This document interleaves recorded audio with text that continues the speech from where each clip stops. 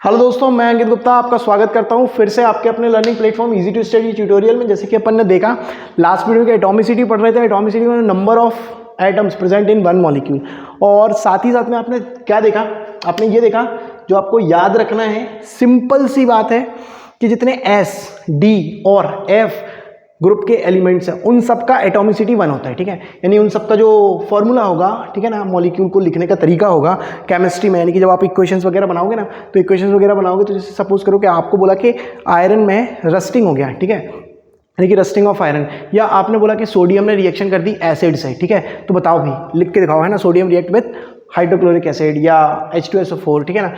So what will happen and what we have to write, just Na, क्योंकि अपन को क्या लिखना है भाई, सोडियम रिएक्ट कर रहा है हाइड्रोक्लोरिक एसिड से कर रहा है, यानी कि हाइड्रो, और ये हो गया क्लोरिक HCl से रिएक्शन कर रहा है, तो क्या बनेगा, यहाँ पे बनेगा NaCl प्लस H2 गैस निकल जाएगा। ठीक है, अभी क्या है कि ये गैस है, इसको ऐसे साइड में लिख देंगे, यहाँ पे ये क्या एक्वस के फॉर्म में मिलेगा अपन को कि सॉलिड के फॉर्म में मिलेगा, चलो जल्दी बताओ यहाँ पे, है ना, तो ऑब्वियसली एक्वस के फॉर्म में मिलेगा। ठीक है, और ये क्या हो जाएगा, ये भी लिक्विड होगा, ठीक है, एक्वस होगा, इसमें एक्चुअल में लिक्विड क्या एक्वस हो जाएगा क्योंकि पानी में ही घोलेंगे, और ये कैसा होगा, सॉलिड होगा। ठीक है, अपन ने ऐसे सब कुछ लिखना पड़ेगा। ठीक है, यानी कि ये पूरे के पूरे रिएक्शंस अपन को लिखने पड़ेंगे और याद भी करने पड़ेंगे। याद करने का कोई बहुत बड़ी चीज़ है नहीं है, ठीक है, अगर आपको लिखते बनते हैं तो लिखने के लिए आपको एटॉमिसिटी का नॉलेज होना चाहिए। तो अपन नेक्स्ट वीडियो में क्या करने वाले थे, वो इंपॉर्टेंट एटॉमिसिटीज़ को पढ़ने वाले थे, उन एलिमेंट्स की जो पेपर में पूछी जाती हैं। ठीक है, और यकीन मानिए, आपको यकीन होने वाला है कि सर के बताए हुए क्वेश्चंस पेपर में आते हैं। ठीक है, तो ये जो आपको बोर्ड में लिखा हुआ देख रहे थे वो तो आपको याद होगा क्योंकि आप लास्ट वीडियो देख चुके होंगे। अगर आपने ऐसा नहीं करा है तो आप चले जाओ, 5 मिनट में ये सब कुछ मैंने आपको बता दिया था, हालांकि अभी मैंने 2 मिनट में भी ये सब कुछ आपको बता ही दिया है। ठीक है, अगर आपने नहीं भी देखा है फर्स्ट वीडियो तो बहुत बड़ा वरी अबाउट नहीं है। ठीक है, उसके लिए अभी आपको जरूर देखना चाहिए पूरा। ठीक है, तो यहाँ पे क्या है, सम वेरी इंपॉर्टेंट एटॉमिसिटी, ठीक है ना, सम वेरी इंपॉर्टेंट एटॉमिसिटी।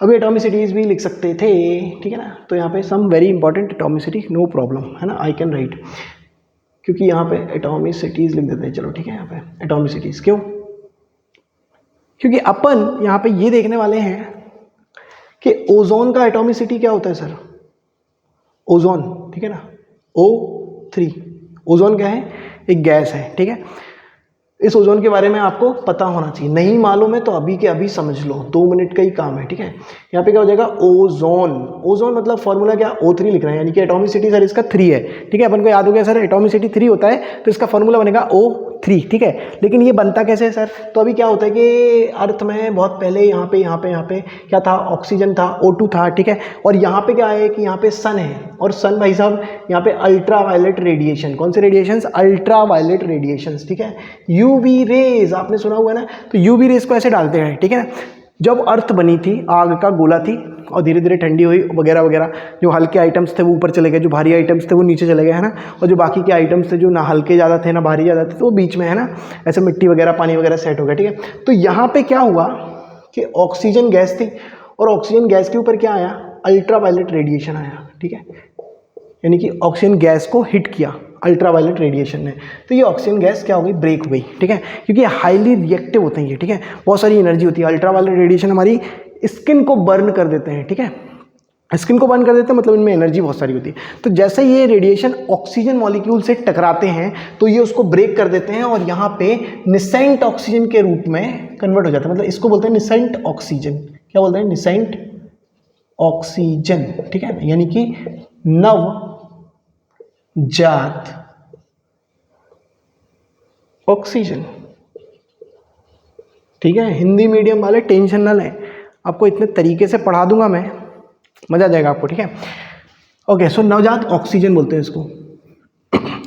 तो आपको मेरे साथ में बने रहना है बस। ठीक है, तो इसको नवजात ऑक्सीजन बोलते हैं, और ये बनता कैसे है, यूवी रेडिएशंस के थ्रू, यूवी रेडिएशन के थ्रू। ठीक है, अभी क्या है कि आपको मालूम है कि ये जो नवजात ऑक्सीजन है ये बहुत तेजी से रिएक्ट होता है, हाईली रिएक्टिव होता है, अकेले नहीं रह सकता ना ऑक्सीजन से। ठीक है, ये जो सुबह सुबह अपन लोग जाते हैं ना स्कूल वगैरह में, छोटे थे अपने ऐसे गाल फट जाते थे। ठीक है, आजकल के बच्चों को बहुत केयर दी जाती है।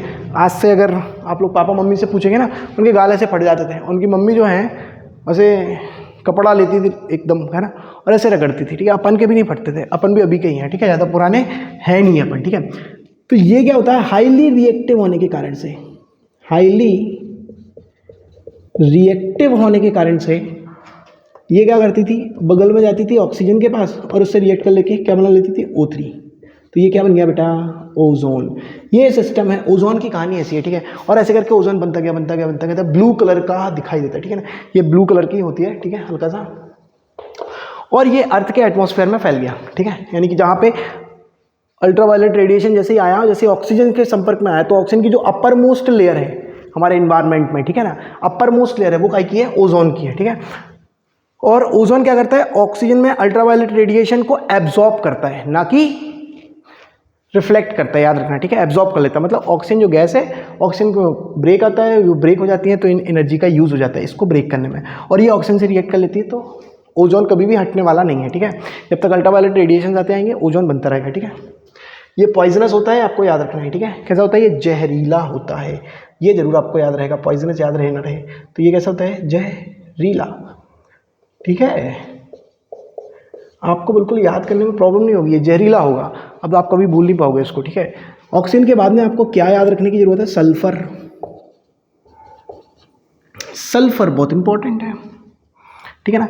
ये जो सल्फर होता है ना, S8 होता है, क्या होता है, S8। और मजेदार बात क्या है, इसको याद रखना बहुत सरल है सर। सल्फर का सिंबल क्या है, सल्फर, है ना। तो 8 सिंपल है ना, यहाँ पे इसका ये 8 बन गया, ठीक है। याद रखना है अपन को, ये जो इस तरीके से पाया जाता है, इसका जो एक मॉलिक्यूल होता है ना, उसमें ये जो 8 एटम्स हैं वो कुछ इस तरीके से अरेंज होते हैं, और इसको बोलते हैं क्राउन शेप। क्या बोलते हैं इसको, क्राउन। अभी इसको क्राउन बोलेंगे, ठीक है। इस तरीके से पहना दिया किसी को, तो ये क्या बन गया भाई, क्राउन बन गया, ये हो गया, है ना। अभी मेरे को ड्राइंग में बहुत ज़्यादा नंबर नहीं मिलते हैं ना उसके हिसाब से, तो ये इसको अपन ने बना दिया, तो ये क्राउन बन गया, ठीक है। जितने भी मिलते हैं बहुत अच्छे हैं, ठीक है। I am very happy with my numbers. तो ये सन है, सूर्य भगवान है, ठीक है, हमारे सूर्य भगवान। S for sun, S for sulphur, उसको बना दिया अपन ने ताज, तो बन गया क्राउन, यानी कि क्राउन शेप का होता है। और क्राउन बनाते हैं ऐसे, और जितने भी कोने उनको काउंट कर लो तो S8 होगा, ठीक है। इसके बाद में फॉस्फोरस पूछा जाता है आपसे, क्या पूछा जाता है, फॉस्फोरस। फॉस्फोरस का क्या होगा भाई, P4 होता है, ठीक है, P4, ठीक है। अभी ऐसा कोई लॉजिक नहीं है एज फॉर सन, है ना, ये आपको जस्ट याद रखने के लिए कि सर ने कुछ बकवास करी थी, है ना, सर के बारे में, सन के बारे में, ठीक है। तो ऐसे करके अपन को याद रहेगा, ठीक है। अपन को वो वाले बच्चे भी याद रख पाएंगे जो किसी को याद नहीं रखते हैं ना, और जो सब कुछ याद रखते हैं। तो P4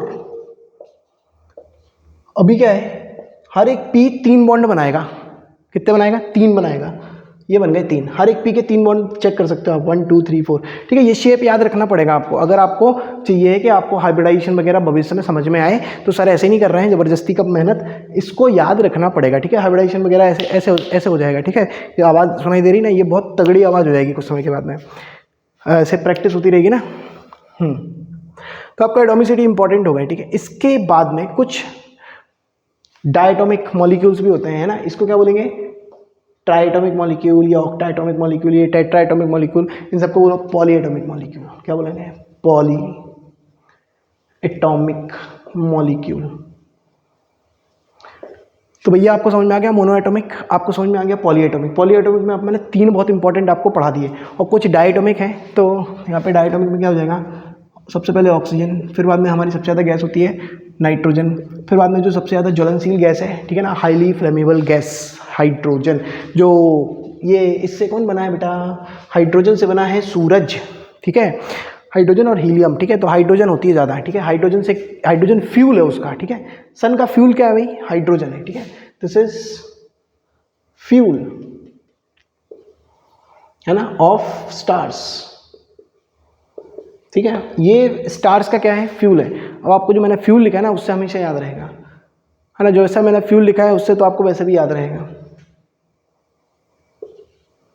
तो यहाँ पे क्या हो जाएगा, फ्यूल ऑफ स्टार्स। तो सन का भी यही फ्यूल हो जाएगा। इसके बाद में कौन आएगा, तो यहाँ पे आपको मैंने बताया था क्या, हैलोजन। हमारी पृथ्वी पे इतना बड़ा समुद्र है, ठीक है, लगभग 30% पार्ट 70% पार्ट के आसपास में पानी है, और उस पानी को अपन ने कुछ नाम दे दिया अलग अलग जगह पे। जैसे अपन ने पैसिफिक ओशन बोला, अपने इंडियन ओशन बोला जो इंडिया के नीचे है, ठीक है ना, ट्रायंगुलर शेप का है ना, उसमें कहीं पे जाके ऑस्ट्रेलिया भी तैर रहा है, ठीक है। और जो यूरोप और अमेरिका के बीच में है एस शेप का, उसको क्या बोला, अटलांटिक ओशन, ठीक है। और इसके अलावा अपन ने अंटार्कटिक ओशन भी देखा है, ठीक है, और बाकी छोटे छोटे महासागर वगैरह भी, मेडिटेरियन ओशन वगैरह। तो अपन ने जो इतना सारा बॉर्डर बॉडी है, और वाटर बॉडी के आसपास में एरिया में भी कुछ एलिमेंट्स होते हैं, स्पेशल एलिमेंट्स, ठीक है ना, उनको बोलते हैं हैलोजन। हेलो माने होता है समुद्र, क्या बोलते हैं, हेलो, और इसका मतलब है जेनस। एक और वीडियो में मैंने आपको बताया ये है, आइन चार्ट जब मैं पढ़ा रहा था तो मैंने आपको बताया हेलो जेनस, यानी कि समुद्र से जन्मे हुए, समुद्र के आसपास के एरिया में पाए जाने वाले। तो वो कौन कौन है, 4 है, ठीक है, ऐसे तो हैं 5, लेकिन एक होता है रेडियो एक्टिव जिसका अपन यूज़ कर नहीं सकते। तो फ्लोरीन, क्लोरीन, ब्रोमीन, आयोडीन, एस्टेटिन, ठीक है ना, इसका नाम क्या है, एस्टेटिन, और यही क्या है, रेडियो एक्टिव। लेकिन अपन को मालूम है कि अपन को इसका यूज़ करने का है नहीं है, तो रेडियो एक्टिव होता है।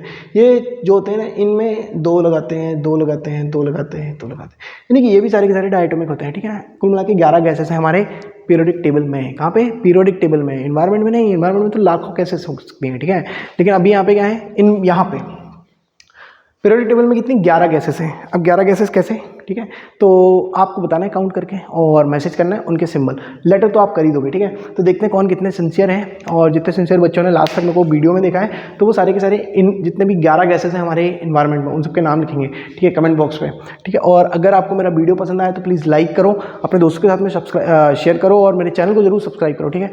थैंक यू, और ऑल द बेस्ट आपके एग्जाम्स के लिए, आपकी स्टडी के लिए। धन्यवाद।